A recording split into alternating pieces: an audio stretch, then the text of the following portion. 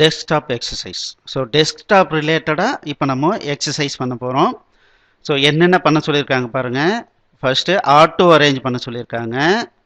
Then auto arrange of பண்ணிவிட்டு ஐக்கானை different place move பண்ணணும்.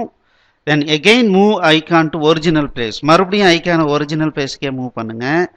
அதுக்கப்புறம் டெஸ்க்டாப் ஏரியாவில் ரைட் கிளிக் பண்ணி மெனுலாம் அப்சர்வ் பண்ண சொல்கிறாங்க. Right click on desktop area and observe the menu items.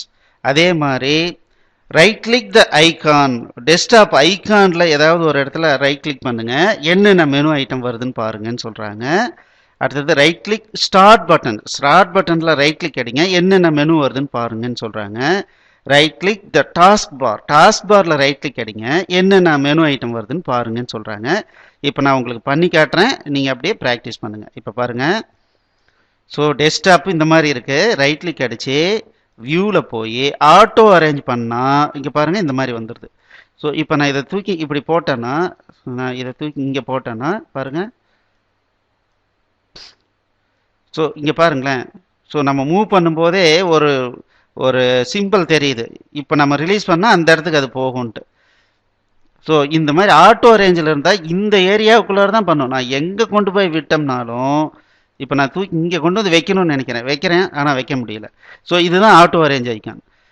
இதை நான் ஆஃப் பண்ணிட்டேன் அப்படின்னா இதை வேணுங்கிற இடத்துல கொண்டு போய் என்னால் வச்சுக்க முடியும். இந்த மாதிரி வைக்க முடியும். இப்போ மறுபடியும் ரீஅரேஞ்ச் பண்ணுறேன்.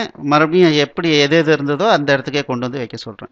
இது மூணாவது எக்ஸசைஸ். ஃபஸ்ட்டு ஆட்டோ அரேஞ்ச் பண்ணுங்கள். ரெண்டாவது ஆட்டோ அரேஞ்சை டர்ன் ஆஃப் பண்ணிவிட்டு ட்ராக் பண்ணி உங்களுக்கு இஷ்டமான இடத்துல வைங்க.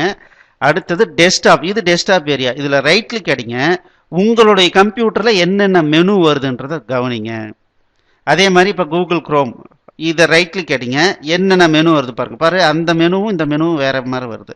உங்கள் கம்ப்யூட்டர்லேயும் டிஃப்ரெண்ட்டாக வர்றதுக்கு சான்ஸ் இருக்குது இல்லைங்களா? எப்படிலாம் வருதுன்னு பாருங்கள். இப்போ இதுலேயே இந்த ஐக்கான் வேறு மாதிரி வருது பாருங்கள். இந்த இடத்துல ஓப்பன் ஃபைல் லொக்கேஷன் இந்த மாதிரி வேறு மாதிரி வருது. ஸோ ரைட் கிளிக் அடித்து ஜஸ்ட் ஒரு முறை பாருங்கள்.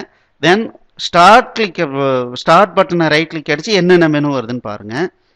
தென் இந்த டோட்டல் பிளாக்குக்கும் என்ன பேர் அப்படின்னா டாஸ்க் பார்னு பேர். இதை ரைட் கிளிக் அடிங்க, இங்கே பாருங்கள் டிஃப்ரெண்ட்டாக மெனு வருது. இதை தான் அப்சர்வ் பண்ண சொல்கிறாங்க. இதுதான் இன்றைக்கி கொண்ட எக்ஸசைஸ். ஸோ இது எல்லாத்தையும் நோட் பண்ணிக்கோங்க. நோட் பண்ணிவிட்டு ஒவ்வொன்றா பண்ணி பாருங்கள். ஏதாவது டவுட் இருந்தால் சென்டரில் இருக்கிற கோஆர்டினேட்டரை நீங்கள் காண்டாக்ட் பண்ணுங்கள். தேங்க்யூ.